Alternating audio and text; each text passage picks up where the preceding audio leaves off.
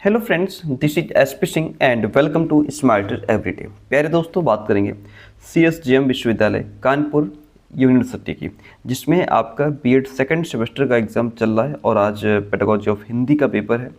तो आज की इस क्लास में जो आपका पेडागोजी ऑफ हिंदी सब्जेक्ट है, इसका ये क्वेश्चन बैंक है 80 नोट्स, इसको फुल कवर करेंगे, यानी कि फुल रिवीजन करेंगे। ठीक है, आप देख पा रहे हैं ये 80 नोट्स 2026 लेटेस्ट क्वेश्चन बैंक है। इसको हम लोग कंप्लीट कवर करने वाले हैं। आपका पेपर शाम को है, तो आप इसको एक बार रिवाइज कर लेंगे तो बहुत बेहतर होगा। आइए शुरू करते हैं। पहला क्वेश्चन आपके सामने है कि शब्द किसे कहते हैं। एक या एक से अधिक सार्थक वर्ण समूह को शब्द कहते हैं। भाषा का प्रमुख अवयव कौन सा है। वर्ण, शब्द, पद, वाक्य, ये सभी भाषा के प्रमुख अवयव हैं। भाषा का निर्माण होता है तो भाषा का निर्माण व्यक्त ध्वनियों से होता है। भाषा की सार्थक लघुत्तम इकाई जो है वह ध्वनि है। हिंदी की कितनी बोलियां हैं। 18 बोलियां हैं। हिंदी अपनी किस बोली का मानक रूप है। खड़ी बोली का मानक रूप है। पूर्वी हिंदी का संबंध किसे माना गया है। अर्धमागधी अपभ्रंश को पूर्वी हिंदी का संबंध किससे माना गया है। अर्धमागधी अपभ्रंश से। हिंदी की अगला क्वेश्चन देखिए, हिंदी की उपभाषाएं कितनी हैं। हिंदी की उपभाषाएं 5 हैं। वेद किस भाषा में लिखे गए हैं। वैदिक संस्कृत में। पूर्वी हिंदी के अंतर्गत कितनी बोलियां आती हैं। 3। गढ़वाली किस क्षेत्र में बोली जाती है। तो जो गढ़वाली है, अच्छा यहाँ पे ये जो आपका लिखा है पूर्वी हिंदी के अंतर्गत कितनी बोलियां आती हैं, इसमें 3 आती हैं, जिसमें आपका अवधी आ जाती है, आपकी बघेली आ जाती है और छत्तीसगढ़ी आ जाती है। ठीक है, कितनी, छत्तीसगढ़ी। ओके, तो ये 3 होती हैं। गढ़वाली किस क्षेत्र में बोली जाती है। गढ़वाली राजस्थान में बोली जाती है। संपर्क भाषा का तात्पर्य है दो भिन्न भाषाएं बोलने वालों के बीच संपर्क करने की भाषा संपर्क भाषा होती है। हिंदी किस लिपि में लिखी जाती है। देवनागरी लिपि में हिंदी लिखी जाती है। अगला पॉइंट, इनमें से अवधी भाषा का ग्रंथ कौन सा है। रामचरितमानस अवधी भाषा का ग्रंथ है। हिंदी दिवस कब मनाया जाता है। 14 सितंबर को हिंदी दिवस मनाया जाता है। उर्दू का शाब्दिक मूल अर्थ होता है यह मिली जुली भाषा है। पाली का संबंध किस धर्म से है। बौद्ध धर्म से है। उर्दू शब्द मूलतः किस भाषा से है। तुर्की भाषा से है। ऑप्शन सी राइट हो जाएगा।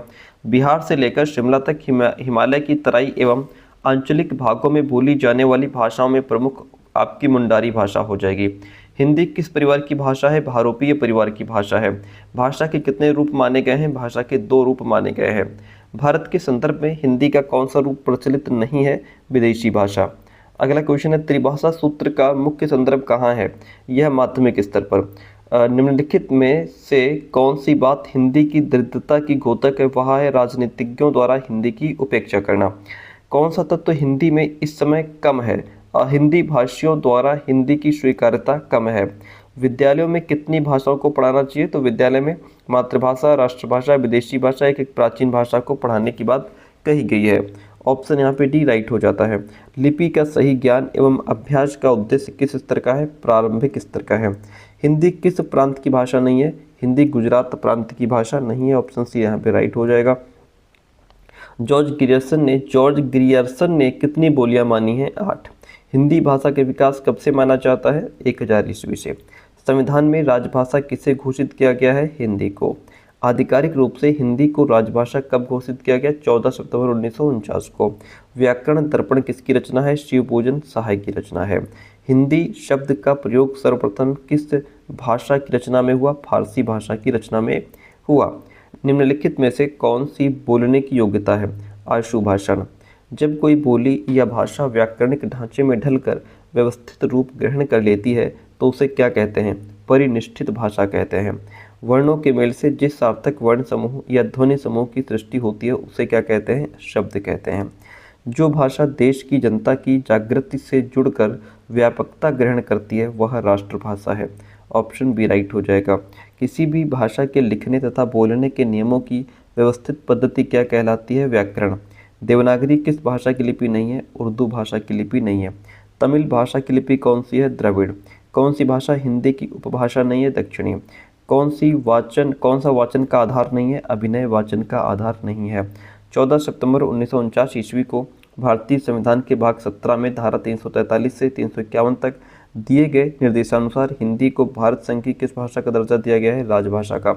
सिंधु, सिंधी, स्थानवाचक संस्कृत, शब्दों से किस भाषा का विकास हुआ है, किस शब्द का विकास हुआ है, तो इससे हिंदी, हिंदू, हिंदी का विकास हुआ है। इन सभी का ऑप्शन यहाँ पे आपका डी राइट हो जाएगा। हिंदी की प्रमुख रूप से क्रमशः कितनी उपभाषाएं और उपबोलियां हैं? 5, 10। प्राचीन हिंदी को किस नाम से जाना जाता है? अवहट्ट के नाम से। अंग्रेजी विद्वान डेनियल जोन्स ने वर्णनात्मक, तुलनात्मक, ऐतिहासिक, प्रायोगिक, संरचनात्मक हिंदी भाषा को कैसी भाषा स्वीकार किया है? पूर्ण वैज्ञानिक भाषा स्वीकार किया है। हमारी भाषा का विकास विकृतावस्था से वियोगावस्था से हुआ है, यह कथन किसका है? सुनीति कुमार चटर्जी का स्टेटमेंट है। हिंदी शब्द किस भाषा की देन है? फारसी भाषा की देन है। हिंदी भाषा की जननी होने का श्रेय किस भाषा को प्राप्त है? संस्कृत भाषा को। हिंदी भाषा के इतिहास में आधुनिक काल का आरंभ कब से माना जाता है? तो यह सन 1800 से माना जाता है। इतनी बात क्लियर है? ठीक है। हिंदी भाषा का पहला व्याकरण जिस विद्वान ने लिखा, इसका नाम कौन है? Doctor Kellogg. आगे बढ़ेंगे। हिंदी शब्द का संबंध संस्कृत के किस शब्द से है? सिंधु। हिंदी की उपभाषाओं की संख्या 5। डॉक्टर नागेंद्र ने हिंदी भाषा का वास्तविक आरंभ माना है 10वीं शताब्दी से। आगे बढ़ते हैं, अगला देखिएगा। हिंदी ध्वनि विज्ञान की बात करते हैं। ध्वन्यात्मक शब्दों के द्वारा विचारों को प्रकट करना ही भाषा है, यह स्टेटमेंट स्वीट का है। विचार आत्मा की मूक या ध्वन्यात्मक बातचीत है, पर वही जब ध्वन्यात्मक होकर होठों पर प्रकट होती है तो उसे भाषा की संज्ञा देते हैं। यह कथन किसका है? यह कथन प्लेटो का है। भाषा के आधार पर ही मनुष्य शाश्वत साहित्य को जन्म देता है। इस दृष्टि से भाषा शिक्षण के कितने मुख्य उद्देश्य हैं? तो इसमें भाव प्रकाशन, भाषा ग्रहण, सृजन, ये सब कुछ आ जाता है, इसलिए ऑप्शन डी राइट हो जाएगा। भाषा की शिक्षा का यह उद्देश्य है कि हम दूसरों की कही तथा लिखी हुई बातें ठीक समझ और पढ़ सकें और शुद्ध, प्रभावोत्पादक तथा रमणीक ढंग से लिख तथा बोल सकें। यह विचार किस भाषाविद का है? सीताराम चतुर्वेदी का है। हिंदी भाषा शिक्षण सीखने में किस प्रकार की समस्याएं आती हैं? तो इसमें पठन की समस्या, लेखन की समस्या, व्याकरण की समस्या भी आ जाती है। ऑप्शन डी राइट हो जाएगा। भाषा की ध्वनि के विकास का कालगत अध्ययन क्या कहलाता है? ऐतिहासिक ध्वनि विज्ञान कहलाता है। भाषा संरचना का मूल आधार क्या है? ध्वनि प्रतीक। ऑप्शन बी राइट हो जाएगा। सर्वाधिक अनुनासिक ध्वनियाँ किस बोली में पाई जाती हैं? बुंदेली में। डेनियल जोन्स को हिंदी भाषा के विकासात्मक इतिहास में किए गए किस महत्वपूर्ण कार्य के लिए स्मरण किया जाता है? मानक स्वरों के आविष्कार के लिए याद किया जाता है। बिना किसी अवरोध के स्वर तंत्रियों से उच्चरित स्पष्ट मूल ध्वनियाँ क्या कहलाती हैं? स्वर कहलाती हैं। आगे बढ़ते हैं। हिंदी भाषा में प्रयुक्त स्वरों की सहायता से उच्चरित ध्वनियों को क्या कहा जाता है? व्यंजन। स्वर ध्वनियों के कितने प्रकार हैं? तो इसमें आपका हर्ष, दीर्घ, प्लुत, ये सभी स्वर ध्वनियों के प्रकार है। ऑप्शन डी राइट हो जाएगा। अपभ्रंश या अवहट्ट भाषा में स्वरों की संख्या कितनी थी? 8। अंग बन गए हैं। आए ओ, आए आओ हो जाएगा यहाँ पे सेकंड ऑप्शन, ठीक है। और अगला क्वेश्चन कहता है कि हिंदी वर्णमाला में व्यंजन वर्णों के प्रत्येक वर्ग को तृतीय, चतुर्थ व पंचम व्यंजन ध्वनियों को कहा जाता है, तो इनको सघोष कहा जाता है। अगला क्वेश्चन है, हिंदी वर्णमाला में वर्ग की प्रथम, तृतीय और पंचम व्यंजन ध्वनियों को प्राण तत्व के आधार पर क्या कहते हैं? अल्प प्राण कहा जाता है। ध्वनि गुणों के निम्नलिखित भेद हैं। तो ध्वनि गुणों में आपका मात्र, सुर, आघात, ये सभी ध्वनि गुणों के भेद हैं, इसलिए ऑप्शन डी राइट हो जाएगा। किस व्यंजन को अर्धस्वर कहा जाता है? तो अर्धस्वर आपका जो वाह है यह अर्धस्वर होता है ना, यहाँ पे का नहीं होगा, ऑप्शन ए राइट हो जाएगा। अगला है, निम्न में संयुक्त स्वर क्या है? देखिए संयुक्त स्वर जो है ये 4 होते हैं। संयुक्त स्वर कितने होते हैं सर? ये 4 होते हैं। संयुक्त स्वर कितने होते हैं? 4 होते हैं, जिसमें आपका ए आ जाता है ना, ए आए ओ आओ, ये क्या है? ये संयुक्त स्वर होते हैं। कितने होते हैं? 4, ए आए ओ आओ। अब इसमें जो है कि कह रहा है कि संयुक्त स्वर, एक तो आपका आए हो गया, एक आपका ए हो गया, ये भी आए ही लिखा है, सेम ही लिखा है। दूसरा ओ होता है, एक आओ होता है। तो यहाँ पे जो ऑप्शन है ये भी है, ठीक है, ये भी है, ये भी है। तो इसमें, और अगर ये कहता है कि निम्न में संयुक्त स्वर नहीं है, तब हम इसको टिक कर देते हैं। क्वेश्चन ही गलत पूछ रहा है, ठीक है। निम्न में से कौन सा व्यंजन नासिक के है? तो नासिक में आपका माँ हो जाएगा। अगला है, विसर्ग को आप किस वर्ग में रखेंगे? तो विसर्ग को हम व्यंजन के वर्ग में रखेंगे। कौन सा व्यंजन दंत है? दंत व्यंजन, देखिए दंत व्यंजन में आपका जैसे ता, था, दा, धा, ना, ये जो ता वर्ग है ये आपका दंत व्यंजन की श्रेणी में आता है। तो और यहाँ पे दिया है क, ख, ग, क, व, तो ये सारे ही गलत हैं यहाँ पे ऑप्शन में, है ना। कौन सा व्यंजन महाप्राण नहीं है? चा जो है वह महाप्राण नहीं है, ऑप्शन ये हटा दो। आगे बढ़िए, निम्न में दंत वर्ग का व्यंजन छाटिए। तो ये जो आपका दा है, ता, था, दा, धा, ना, ये सब दंत वर्ग के व्यंजन है। कौन सा व्यंजन अल्प प्राण है? चा इसमें आपका अल्प प्राण हो जाएगा। आगे बढ़ते हैं, अगला क्वेश्चन कहता है हिंदी भाषा शिक्षण में उपयोग की दृष्टि से कितने पक्ष होते हैं? तो इसमें आपका भाषा पक्ष, साहित्य पक्ष दोनों होते हैं, इसलिए ऑप्शन सी राइट हो जाएगा। भाषा पक्ष के दो पक्ष कौन कौन से हैं? तो इसमें ज्ञान पक्ष, कौशल या व्यवहार पक्ष दोनों आ जाते हैं, ऑप्शन सी यहाँ पे राइट हो जाता है। अगला क्वेश्चन है भाषा के तत्वों या संरचना में होते हैं, तो इसमें वर्णमाला, शब्द, वाक्य, ध्वनिवर्तनी सब आ जाते हैं। हिंदी भाषा शिक्षण के मुख्य उद्देश्य क्या है? भाषा के तत्वों का ज्ञान, भाषा का प्रयोग, ऑप्शन सी राइट हो जाएगा। हिंदी साहित्य के मुख्य उद्देश्य क्या है? ज्ञानात्मक, भावात्मक, क्रियात्मक, ये सभी हिंदी साहित्य के मुख्य उद्देश्य हैं। बी.एस. ब्लूम के अनुसार शिक्षा तथा शिक्षण के उद्देश्यों के कितने पक्ष में स्वीकार किए गए हैं? 3 पक्ष में स्वीकार किए गए हैं। ज्ञान, बोध, प्रयोग, विश्लेषण, संश्लेषण एवं मूल्यांकन, इन शिक्षण के उद्देश्यों को किस पक्ष में रखा जाता है? ज्ञानात्मक पक्ष में रखा जाता है। रॉबर्ट मेगर ने अभिक्रमित अनुदेशन के लिए ज्ञानात्मक उद्देश्यों को व्यवहारिक रूप में लिखने की विधि का विकास कब किया गया? 1962। अभिक्रमित अनुदेशन के लिए ज्ञानात्मक उद्देश्यों को व्यवहारिक रूप में लिखने की विधि का विकास किसने किया? रॉबर्ट मेगर ने। हिंदी भाषा शिक्षण साहित्य में व्यवहारवादी मनोवैज्ञानिक हैं, इसमें आपका मेगर, स्किनर दोनों हो जाएंगे, इसलिए ऑप्शन डी के साथ में चले जाएंगे। जिस वार्तालाप या लेख के माध्यम से हम अपने विचारों को प्रकट करते हैं वही भाषा है। भाषा के कितने रूप होते हैं? मौखिक भाषा होती है, लिखित भाषा होती है, दोनों रूप होते हैं। पाठ्य वस्तु तथा उद्देश्य के आधार पर व्यावहारिक उद्देश्य के कितने प्रमुख तत्व होते हैं? तो यह पाठ्य वस्तु के तत्व का स्वरूप निश्चित करता है, उद्देश्यों का निर्धारण करता है, समुचित क्रिया की सूची में से चयन भी करता है, ऑप्शन डी यहाँ पे राइट हो जाता है। आगे बढ़िए, क्वेश्चन कहता है कि आधुनिक मनोविज्ञान शिक्षण में किन प्रवृत्तियों पर विशेष बल दिया जाता है? तो इसमें बालकों की रुचि, प्रवृत्तियाँ, व्यक्तिगत विभिन्नताओं एवं क्षमताओं, इन सभी पर बल दिया जाता है, डी ऑप्शन राइट हो जाएगा। प्रश्न है शिक्षण सूत्र निम्न में से किन पर आधारित होते हैं? जो शिक्षण सूत्र होते हैं वो बाल केंद्रित होते हैं, बालक की प्रकृति पर आधारित होते हैं। शिक्षण सूत्र पथ प्रदर्शन करते हैं जिसमें सिद्धांत से व्यवहार में सहायता के लिए अपेक्षा की जाती है। किसका कथन है? रेमंड का। सूत्र एक आम सच्चाई है जो विज्ञान एवं अनुभव से ली जाती है। ये सूत्र अध्यापक को सुचारू रूप से शिक्षण में मदद करते हैं। विशेष रूप से प्रारंभिक कक्षाओं में पठन पाठन की क्रिया आसान हो जाती है क्योंकि ये सभी सूत्र छात्र को ध्यान में रखकर बनाए गए हैं। यह कथन ऑक्सफोर्ड डिक्शनरी से लिया गया है। आगे बढ़ते हैं, त्रिभाषा सूत्र का मुख्य संदर्भ कहाँ है? माध्यमिक स्तर पर। त्रिभाषा सूत्र किस आयोग के द्वारा दिया गया? कोठारी कमीशन। शिक्षण के विभिन्न सूत्रों में कौन सा सूत्र सही है? तो इसमें आपका सरल से जटिल की तरफ, ज्ञात से ज्ञात, स्थूल से सूक्ष्म की तरफ चलते हैं, सारे ही सही है। शिक्षण के विभिन्न सूत्रों में कौन सा सूत्र नहीं है?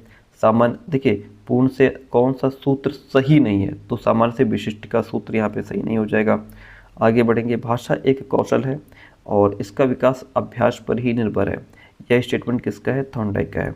आधुनिक शिक्षा प्रणाली में ब्रिटिश दार्शनिक हर्बर्ट स्पेंसर की कौन सी शिक्षा प्रणाली उपयोगी है? पंचपदी प्रणाली। पंचपदी प्रणाली का जनक किसको कहा जाता है? हर्बर्ट स्पेंसर को।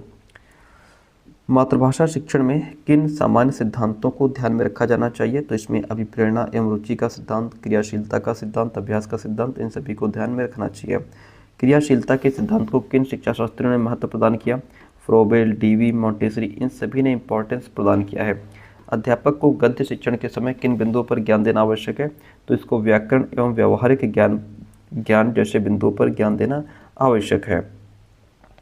पद्य शिक्षण के समय अध्यापकों द्वारा बच्चों को किन पक्षों का ज्ञान देना आवश्यक है? तो इसमें शब्द शक्ति, शब्द योजना, रस, छंद, अलंकार, इन सभी का ज्ञान देना आवश्यक है। भाषा शिक्षण के 2 अंग कौन कौन से हैं? तो इसमें आपका ग्रहण, अभिव्यक्ति दोनों ही आ जाते हैं, ऑप्शन सी राइट हो जाएगा।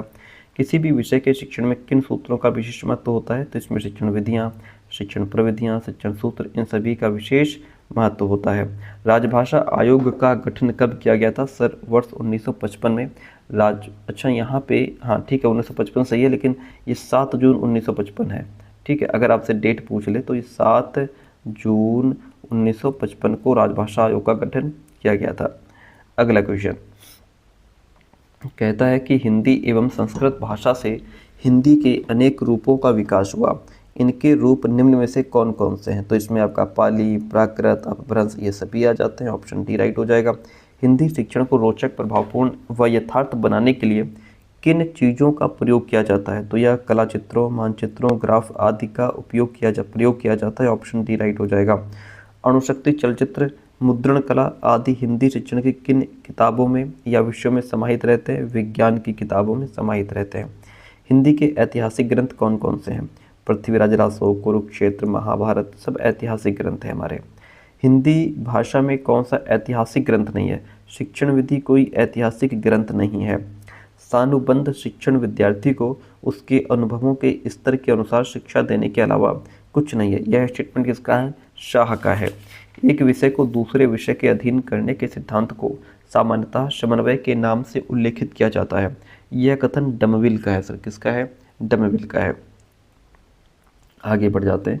मातृभाषा का संबंध किन किन विषयों से है? तो इसमें विज्ञान, कला, भूगोल, इतिहास, राजनीति, प्रकृति इन सभी विषयों से है। ऑप्शन डी राइट हो जाएगा। स्मरण, तर्क, निरीक्षण, कल्पना तथा अभिव्यक्ति आदि गुणों को व्यापक रूप देने के लिए किस भाषा का ज्ञान होना आवश्यक है? मातृभाषा का। वर्तमान समय में अमेरिका के कितने विश्वविद्यालयों में हिंदी विदेशी भाषा के रूप में पढ़ाई जा रही है? 18 भाषा के रूप में। कौन सा शिक्षण सूत्र नहीं है? अनुकरण से अभ्यास। ऑप्शन डी राइट हो जाएगा। छात्रों को हिंदी साहित्य के इतिहास की रूपरेखा से परिचित कराना किस प्रकार का उद्देश्य है? ज्ञानात्मक उद्देश्य हो जाएगा। फर्स्ट ऑप्शन राइट है। कौन सी वाचन शिक्षण विधि नहीं है? व्याख्या विधि। कौन सी रचना शिक्षण की विधि नहीं है? भाष्य विधि हो जाएगी, है ना। और चित्रों पर प्रश्न करके रचना का शिक्षण देना कौन सी विधि है? चित्र रचना विधि कहलाएगी ये। निम्न में से हिंदी भाषी राज्य कौन कौन से हैं? तो इसमें आपका असम, बंगाल, उड़ीसा ये सभी हिंदी भाषी राज्य के अंतर्गत आते हैं। अगला क्वेश्चन आपसे कहता है कि हिंदी शिक्षक में निम्न में से किन गुणों का होना आवश्यक है? तो हिंदी शिक्षक में साहित्य के प्रति प्रेम होना, विस्तृत अध्ययन करना, सशक्त अभिव्यक्ति ये सारे गुण होना अनिवार्य हो जाता है। साहित्य अध्यापन का संबंध निम्न में से किन अभिव्यक्तियों से है? तो यह मौखिक व लिखित अभिव्यक्ति, विचार अभिव्यक्ति, भावाभिव्यक्ति इन सभी अभिव्यक्तियों से है, इसलिए ऑप्शन डी राइट हो जाता है। निम्न में से हिंदी शिक्षक में कौन सा गुण नहीं होना चाहिए? तो शिक्षण के प्रति अरुचि नहीं, रुचि होनी चाहिए। अपने विद्यालय में बाल सभा या हिंदी समितियों के अंतर्गत साहित्य कार्यक्रम के आयोजन से किस भाषा के अध्ययन के चरों उद्देश्यों की प्राप्ति होती है? मातृभाषा। किसके? मातृभाषा के। मौलिक विचारों व भावों की उद्भावना के लिए हिंदी शिक्षक में निम्न में से किस गुण का होना आवश्यक है? मौलिक चिंतन गुण का होना आवश्यक है। शिक्षक का कर्तव्य बालक का समाजीकरण करना तो है ही, इसके साथ ही अन्य क्या क्या कर्तव्य हैं? तो यह दार्शनिक भाव जगाना, निर्देशक, मित्रवत व्यवहार ये सभी आ जाते हैं। ऑप्शन डी राइट हो जाएगा। शिक्षण को शिक्षण के उद्देश्यों की पूर्ति के लिए किस प्रमुख विधि का प्रयोग करना जरूरी है? तो इसमें मूल्यांकन प्रविधि का प्रयोग करना जरूरी है। शिक्षक जीवन के लक्ष्यों को प्राप्त कराता है तथा शाश्वत सत्यों का ज्ञान कराता है। आदर्शवाद में शिक्षक को ईश्वर तुल्य माना गया है। उपरोक्त कथन किस शिक्षाविद का है? एडम्स का है। आगे बढ़ेंगे। शिक्षण में पाठ्यक्रम की अपेक्षा शिक्षक का अधिक महत्व है। उक्त सिद्धांत किस शास्त्र में निहित है? तो यह शिक्षा शास्त्र में निहित है। शिक्षा की प्रक्रिया में शिक्षक किसके सदृश काम करता है? धुरी के समान काम करता है। शिक्षक का अंतिम लक्ष्य मानवता का विकास करना है। ऑप्शन यहाँ पे सी राइट हो जाता है। शिक्षक की उपमा जलते दीपक से किसने की है? रविंद्रनाथ टैगोर ने की है। काठिन्य निवारण की सुकराती विधि है प्रश्नोत्तर विधि। रचनात्मक मूल्यांकन किया जाता है सतत मूल्यांकन के रूप में रचनात्मक मूल्यांकन किया जाता है। मूल्यांकन प्रक्रिया को त्रिकोणात्मक रूप से किसके द्वारा प्रदर्शित किया गया है? ब्लूम के द्वारा प्रदर्शित किया गया है। चलिए आगे बढ़ते हैं। क्वेश्चन कहता है कि निम्नलिखित में से कौन सी वाचन शिक्षण की विधि नहीं है? व्याख्या विधि। व्याख्या विधि, ठीक है। अगला क्वेश्चन है कौन सा वाचन शिक्षण का आधार नहीं है? अभिनय हो जाएगा। कौन सी विधि रचना शिक्षण की विधि नहीं है? भाष्य विधि हो जाएगी, ठीक है, ऑप्शन बी राइट हो जाएगा। डाल्टन योजना का प्रथम प्रयोग किसने किया? कुमारी बेरन पारखास्ट ने किया। ठीक है, ऑप्शन सी राइट हो जाएगा। कॉलर्टन वाशबर्न ने किस पद्धति का सूत्रपात किया था? इन्होंने विनेटिका योजना का। श्रम क्रम भ्रम जैसे शब्दों को सिखाने के लिए वाचन की कौन सी विधि अपनाई जाती है? ध्वनि साम्य विधि अपनाई जाती है। जिस विधि में छात्र व अध्यापक विचारों का आदान प्रदान करते हैं वह विधि विचार विमर्श विधि कहलाती है। भाषा सर्वोत्तम साधन है विचारों तथा भावों के संक्रमण का, संकलन का, आदान प्रदान का। कुल मिला के ऑप्शन डी राइट हो जाता है। पहली कक्षा में मातृभाषा शिक्षण किससे प्रारंभ करवाना चाहिए? मातृभाषा शिक्षण अक्षर ज्ञान से प्रारंभ कराना चाहिए। ठीक है, इतनी बात क्लियर है। ओके, लिपि का सही ज्ञान एवं अभ्यास का उद्देश्य किस स्तर का है? तो यह प्रारंभिक स्तर का है। क्वेश्चन कहता है कि किस विधि से छात्रों की सृजनात्मक योग्यता का विकास होता है? तो छात्रों की किस विधि से? आगमन निगमन विधि से। स्थूल से सूक्ष्म की ओर शिक्षण सूत्र का प्रयोग किस विधि में किया जाता है? तो ये आपका किया जाता है स्थूल से सूक्ष्म की ओर जो शिक्षण सूत्र है इसका प्रयोग आगमन विधि में किया जाता है। किसमें किया जाता है? आगमन विधि में किया जाता है, जो कि ऑप्शन में नहीं है, तो इनमें से कोई नहीं हो जाएगा। नियम उदाहरण की विधि कहते हैं निगमन विधि। ऑप्शन बी राइट हो गया। क्वेश्चन कहता है हिंदी में अभी किन ग्रंथों की कुछ कमी है? तो हिंदी में कोश और व्याकरण की कुछ कमी है। कौन सी विधि रचना शिक्षण की विधि नहीं है? तो रूप, तो यहाँ पे आपका भाष्य विधि हो जाएगा। ऑप्शन बी राइट हो जाएगा। ठीक है, चित्रों में प्रश्न करके रचना का शिक्षण देना कौन सी विधि कहलाती है? वह आपकी चित्र रचना विधि है। आगे बढ़िए। गद्य शैली में प्रौढ़ता तथा भाषा परिष्कार का काम सबसे पहले किसने किया था? पंडित महावीर प्रसाद द्विवेदी ने किया था। किसके निबंध समाज शैली के हैं? आचार्य रामचंद्र शुक्ल के निबंध समाज शैली के हैं। गद्य शिक्षण में सर्वाधिक महत्व किसका है? मौन पठन का। गद्य खंड के शिक्षण में आप वसुंधरा शब्द को कैसे समझाएंगे? पर्याय कथन के द्वारा। कहानी और उपन्यास में किस कारण समानता होती है? कथानक के द्वारा समानता होती है। कौन सा कहानी का वर्ग नहीं है? रसवादी होना कहानी का वर्ग नहीं है। अगला क्वेश्चन, निम्नलिखित में से कौन सा उपन्यास का तत्व नहीं है? सौंदर्यानुभूति जो है उपन्यास का तत्व नहीं है। उपन्यास शिक्षण में किसका महत्व है? स्वाध्याय का। परंपरागत व्याकरण शिक्षण प्रणाली के कितने रूप हैं? 2। व्याकरण के नियम सूत्र एवं संस्कृत के लघु कौमुदी सूत्रों को बालक किस प्रणाली के अंतर्गत सीखता है? सूत्र प्रणाली के अंतर्गत सीखता है। भाषा प्रयोगशाला विधि का प्रारंभ सर्वप्रथम कब और कहाँ हुआ? अमेरिका में 1960 ईस्वी में हुआ था। भाषा प्रयोगशाला शिक्षण विधि में तथा मॉनिटरिंग स्किल में किन साधनों द्वारा बालकों को शिक्षित किया जाता है? दृश्य श्रव्य दोनों उपकरणों द्वारा बालकों को शिक्षित किया जाता है। शिक्षण युक्तियाँ अध्यापक के साधन हैं और यदि अच्छे कार्य का संपादन करना है तो उचित साधनों का समुचित ढंग से प्रयोग करना आवश्यक है। यह कथन गार्लिक का है। गद्य शिक्षण में शैली की प्रौढ़ता तथा भाषा परिष्कार का कार्य इससे पहले किसने किया था? आचार्य महावीर प्रसाद द्विवेदी ने किया था। गद्य खंड के शिक्षण में आप वसुंधरा शब्द को कैसे समझाएंगे? तो पर्याय कथन के द्वारा समझाएंगे। ठीक है, अगला क्वेश्चन, गद्य शिक्षण में सर्वाधिक महत्व किसका है? गद्य शिक्षण में सर्वाधिक महत्व मौन पठन का है। रसानुभूति जो है ये पद्य का है। समवाय विधि उपयोगी है, तो यह रचना शिक्षण में व्याकरण दोनों में ही होती है। ऑप्शन सी राइट हो जाएगा। मौन वाचन की प्रमुख विशेषता है अर्थ ग्रहण करते हुए तेजी से पढ़ना। व्याख्यान विधि का प्रयोग किस विधि के साथ उत्तम रहता है? प्रश्नोत्तर विधि के साथ उत्तम रहता है। ध्वन्यात्मक विधि में सर्वप्रथम सिखाए जाते हैं स्वर सिखाए जाते हैं। गद्य साहित्य को कितनी श्रेणियों में विभाजित किया जा सकता है? तो इसको सूचनात्मक गद्य साहित्य, वर्णनात्मक गद्य साहित्य, भावात्मक गद्य साहित्य सभी श्रेणियों में विभाजित किया जा सकता है। ऑप्शन डी वह राइट हो जाएगा।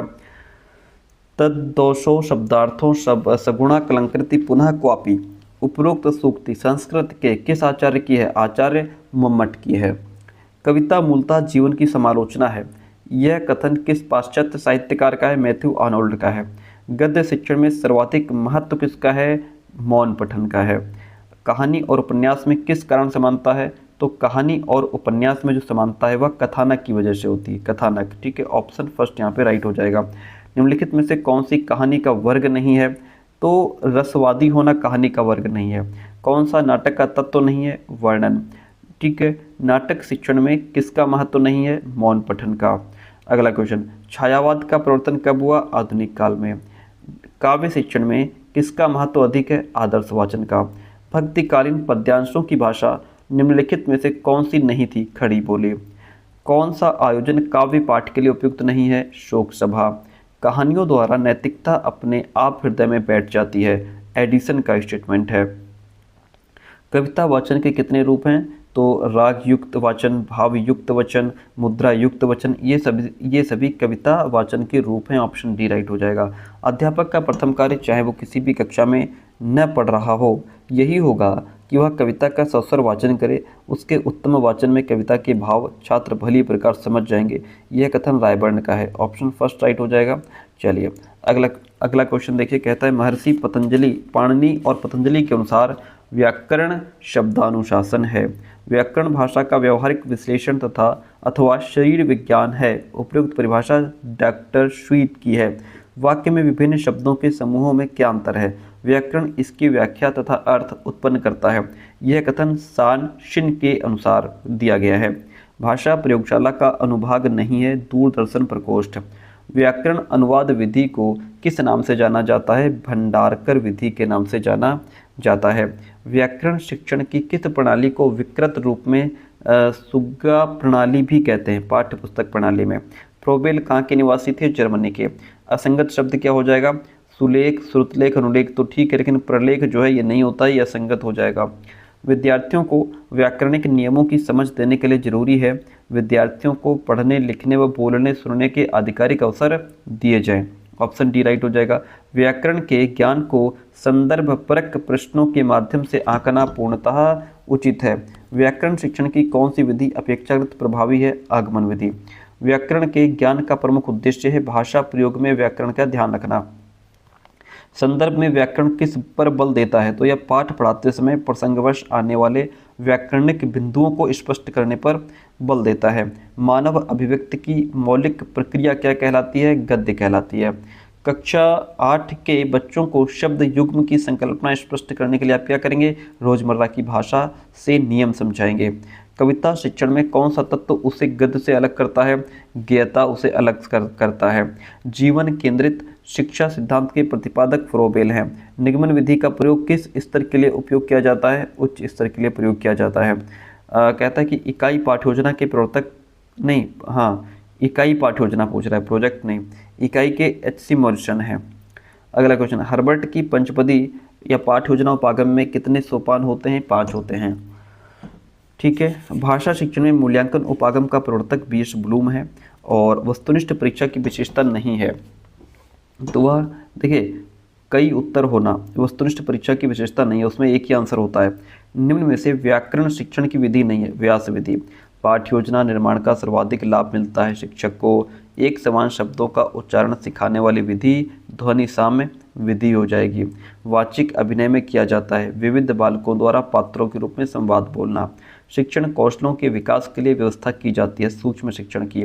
शिक्षक द्वारा पाठ पढ़ाने के लिए तैयार की गई योजना पाठ योजना कहलाती है। प्रभावी पाठ योजना के लिए पहली और महत्वपूर्ण आवश्यकता है विषय वस्तु का पूर्ण ज्ञान होना। ठीक है। अगला क्वेश्चन है, डैश ने पाठ योजना का विचार प्रस्तुत किया? किसने? जॉन हर्बर्ट ने। एक प्रस्तावना कथन एक छात्र को एक नई अवधारणा को सीखने से कैसे मदद करता है? यह छात्र को कक्षा में सतर्क रहने में मदद करता है और यह जानने के लिए कि क्या सिखाया जा रहा है। ऑप्शन बी राइट हो जाएगा। ठीक है। कौन सा इकाई योजना का लाभ नहीं है? यह छात्रों को उनके शिक्षण अधिगम के अनुभवों को प्रबंधित करने में मदद करता है। इकाई योजना का लाभ नहीं है। हर्बर्ट का पंचपदी उपागम से पूर्व J.F. हर्बर्ट ने कक्षा शिक्षण हेतु निम्न पदों का निर्धारण किया है। वे हैं आपका स्पष्टता, संबंध, व्यवस्था, विधि, ये सब आ जाते हैं। ऑप्शन डी राइट हो जाएगा। Regional college of education Mysore doctor Dave द्वारा 1967 में विकसित किया गया। यह उपागम है NCERT उपागम। नहीं, रीजनल, ये RCM उपागम है। क्या हो जाएगा? RCM उपागम हो जाएगा। ठीक है। ऑप्शन सी यहाँ पे राइट हो जाएगा। वर्तमान समय में NCERT उपागम के अंतर्गत पाठ नियोजन के किन उद्देश्यों पर बल दिया गया है? तो इसमें ज्ञान, बोध, अनुप्रयोग, कौशल, रुचि, अभिवृत्ति, इन सभी पर बल दिया गया है। ऑप्शन डी राइट हो जाएगा। एक अच्छी पाठ्य योजना में निम्न में से कौन सी विशेषताएं होनी चाहिए? तो उसमें भाषा साधारण व आकर्षक होनी चाहिए, लक्ष्यों के अनुसार विस्तृत होनी चाहिए, प्रश्नोत्तर प्रणाली आधारित होनी चाहिए। ऑप्शन डी यहाँ पे राइट हो जाता है। अगला क्वेश्चन है, फ्रोबेल के अनुसार लेखन कब प्रारंभ करना चाहिए? पढ़ने की क्रिया के बाद। कौन सी बोलने की योग्यता है? आशु भाषण। फिर कहता है कौन सा मौखिक भाव प्रकाशन का साधन नहीं है, दीपावली पर लेख। कौन सा वाचन वाचन का आधार नहीं है, अभिनय। कौन सा अशुद्ध उच्चारण का कारण नहीं है, सुलेख विहीनता। ऑप्शन फर्स्ट राइट हो गया। बालक में भाषा सीखने का विकास शैशवावस्था में किस माध्यम के द्वारा होता है, अनुकरण। भाषा सीखने का दूसरा साधन क्या है, अभ्यास। श्रवण कौशल शिक्षण के निम्न में से कौन से उद्देश्य हैं, तो वह आपका छात्रों की मौलिकता में वृद्धि करना और छात्रों को मानसिक और बौद्धिक विकास करना, सुनकर अर्थ ग्रहण करने की योग्यता विकसित करना। ऑप्शन डी राइट हो जाएगा। वाचन का अर्थ है पढ़ना, ठीक है। और भाषा सीखने तथा सिखाने में उच्चारण की अशुद्धियाँ बाधक होती हैं, जिसके कारण उच्चारण में आने वाले दोष होते हैं। तो इसमें आपका ध्वनि लेपन, ध्वनि विकृति, ध्वनि विपर्य सभी आ जाता है, इसलिए ऑप्शन डी राइट हो जाएगा। आगे बढ़े, क्वेश्चन कहता है शुद्ध उच्चारण की आदत के लिए बालकों में निम्न में से किन विधियों का प्रयोग करना चाहिए। तो इसमें आपका अभ्यास विधि, अनुकरण विधि, निरीक्षण विधि, इन सभी का प्रयोग करना चाहिए। उत्पादक कौशल में किसका समावेश होता है, संभाषण और लेखन का। श्रवण और पठन है ये ग्रहणशील कौशल हैं। ऑप्शन फर्स्ट यहाँ पे राइट हो जाएगा। कहता है लेखन से अभिव्यक्ति के कौन कौन से रूप हैं, तो इसमें आपका कविता, कहानी, निबंध, नाटक, आत्मकथा, संवाद सब आ जाता है। ऑप्शन डी राइट हो जाएगा, ठीक है। इतनी बात क्लियर है। अगला है कि लेखन या वर्तनी शिक्षण की निम्नलिखित विधियां हैं, अभ्यास विधि, खेल विधि, श्रुत लेखन विधि, ये सब इसमें शामिल हो जाती हैं। पढ़ने की प्रारंभिक स्थिति में शिक्षक ध्यान देता है अक्षर ध्वनि समन्वय पर। व्यक्तिगत पाठन की प्रमुख 3 विधियां हैं, वर्ण बोध विधि, ध्वनि साम्य विधि, स्वरोच्चारण विधि। ऑप्शन डी राइट हो जाएगा। भाषा दक्षता में कौन से 2 तत्व सम्मिलित है, इसमें आपका शुद्धता और धारा प्रवाह आ जाएगा। ऑप्शन सी राइट हो जाता है। मानव अपने विचारों का आदान प्रदान मुख्य रूप से किन 4 प्रक्रियाओं के द्वारा करता है, संभाषण। तो देखिए किन 4 प्रक्रियाओं द्वारा, तो ये अपने विचारों का आदान प्रदान, तो ये तो संभाषण के माध्यम से करता है, ठीक है। नहीं, इसमें आपका जो है कह रहा है कि विचारों का आदान प्रदान आपका श्रवण सुन करके, संभाषण के द्वारा, पठन और लेखन के माध्यम से पढ़ करके, लिख करके, इसका बेस्ट ऑप्शन संभाषण होगा। श्रवण कौशल विकास के लिए कौन सा उत्तम मार्ग है, तो यह विद्यालय में विभिन्न कार्यक्रमों में भाषा श्रवण के अवसर प्रदान करना। ऑप्शन फर्स्ट राइट हो गया। भाषा कौशल मूल्यांकन के लिए अनिवार्य है संभाषण। क्या अनिवार्य है, भाषा कौशल मूल्यांकन के लिए अनिवार्य है संभाषण। नेक्स्ट क्वेश्चन कहता है कि मानव अपने विचारों का आदान प्रदान मुख्य रूप से किसके द्वारा करता है, संभाषण के द्वारा। श्रवण कौशल विकास के लिए कौन सा उत्तम मार्ग है, विद्यालय में विभिन्न कार्यक्रमों में भाषा श्रवण के अवसर प्रदान करना। भाषा कौशल मूल्यांकन के लिए अनिवार्य है संभाषण। अगला क्वेश्चन है लेखन परंपरा में नीचे दिए गए पर्यायों में किससे संबंध है, निर्धारित स्थानों पर विराम चिन्हों का प्रयोग लेखन कौशल के अभ्यास के लिए महत्वपूर्ण है, सारांश लेखन। प्राथमिक विद्यालय के कुछ विद्यार्थियों के श्रवण और वाचन कौशलों के विकास के लिए इनमें से कौन सी पद्धति उपयुक्त है, अभिनय और संवाद। क्या विद्यालयों में समय सारणी अनिवार्य है, जी बिल्कुल, टाइम टेबल तो होना चाहिए भाई, बिना टाइम टेबल के कैसे काम चलेगा। भाषा शिक्षण का प्रसार साधन कौन सा है, दूरदर्शन। श्रव्य शिक्षण सामग्री ग्रामोफोन। सर्वाधिक प्रभावशाली शिक्षण उत्पादन कौन सा है, श्रव्य दृश्य सहायक सामग्री। अध्यापन में सर्वोत्तम सुलभ दृश्य साधन कौन सा है, श्यामपट्ट। ऑप्शन फर्स्ट राइट हो जाएगा। आगे बढ़ते हैं। छात्रों के पूर्व ज्ञान के साथ नूतन ज्ञान पाठ्योजना जोड़ती है, पाठ्योजना। संस्कृत भाषा निम्न में से किसके लिए सर्वाधिक सफल भाषा है, संगणक के लिए। किसी नगर की भौगोलिक स्थिति जानने के लिए किस तरह के साधनों का प्रयोग करना हो चाहिए, मानचित्र का। भाषा प्रयोगशाला में प्रयुक्त उपकरण आपका श्रवण विभाग, वाणी वाचन विभाग, लेखन विभाग, ये सब आ जाते हैं। ऑप्शन डी राइट हो जाएगा। विद्यालय में हुए छात्रों के व्यवहार परिवर्तन के संबंध में प्रदत्तों के संकलन तथा उनकी व्याख्या करने की प्रक्रिया को मूल्यांकन कहते हैं। यह कथन क्वालिन और हन्ना का है। आगे बढ़िए। सतत मूल्यांकन का अर्थ है पठन पाठन का भाव। परीक्षा के मुख्यतः कितने प्रकार होते हैं, तो इसमें आपका लिखित परीक्षा, मौखिक परीक्षा, प्रायोगिक परीक्षा, ये सभी होते हैं। रचना के आधार पर प्रश्न कितने प्रकार के होते हैं, तो ये निबंधात्मक, लघुत्तरी, अति लघुत्तरी, बहुविकल्पी सभी प्रकार के होते हैं। ऑप्शन डी राइट हो जाएगा। मौखिक परीक्षा में छात्रों के मूल्यांकन के लिए किस प्रकार के प्रश्न पूछे जाते हैं, तो इसमें आपका वार्तालाप, शलाका परीक्षा, आशुभाषण सभी प्रकार के प्रश्न पूछे जाते हैं। ऑप्शन डी राइट हो जाएगा। छात्रों के प्रतिवेदन के कार्यों का परीक्षण और मूल्यांकन किसके द्वारा होना चाहिए, सतत मूल्यांकन के द्वारा होना चाहिए। छात्रों के गृह कार्य का मूल्यांकन संभव है आंतरिक मूल्यांकन के माध्यम से।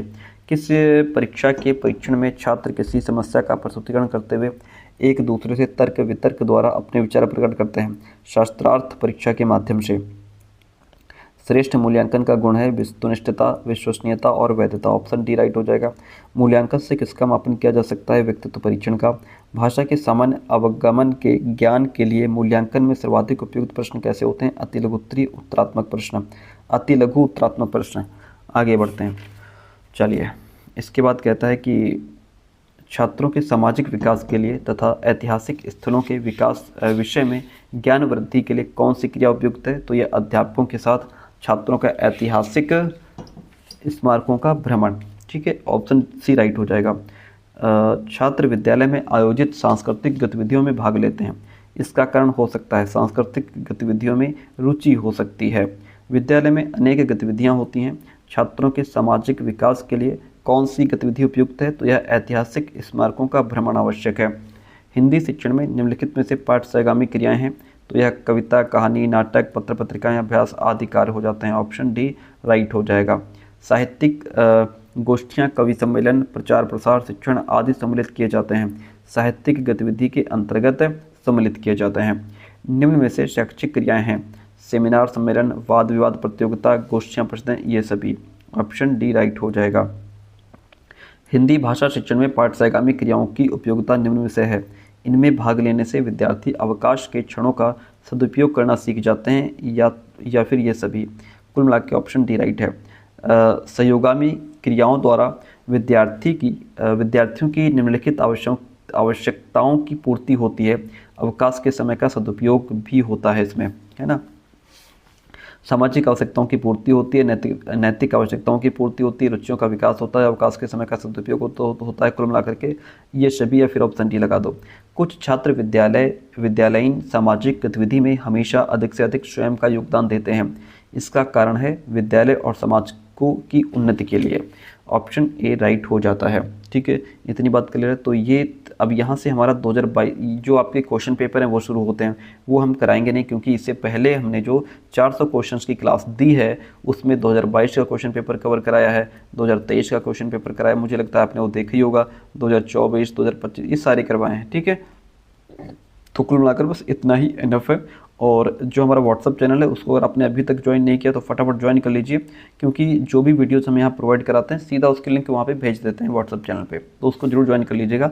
और ये जो आपका आज पेपर हो जाएगा पेडागोजी ऑफ हिंदी का, इसका जो क्वेश्चन पेपर हो उसकी बढ़िया सी PDF बना करके हमें व्हाट्सअप कर दीजिएगा 9628182649। इस नंबर पर व्हाट्सअप कर दीजिएगा, हम उसकी आंसर की आपको दे देंगे। Thank you so much.